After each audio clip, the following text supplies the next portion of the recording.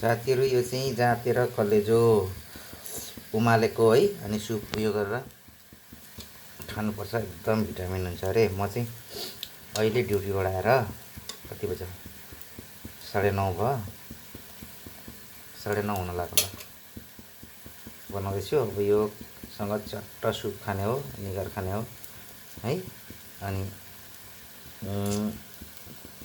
थोरै खाना खाने हो दामी हुन्छ। अब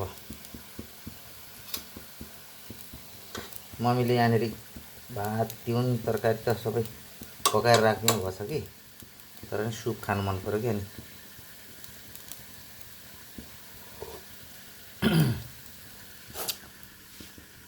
शीतल पनि राखिदिनु भएको छ यहाँनिर निगार पनि राखिदिनु भएको छ है। तर पनि मलाई चाहिँ खानु मन पऱ्यो मम्मीलाई राखिदिन्छु नि कलेजो।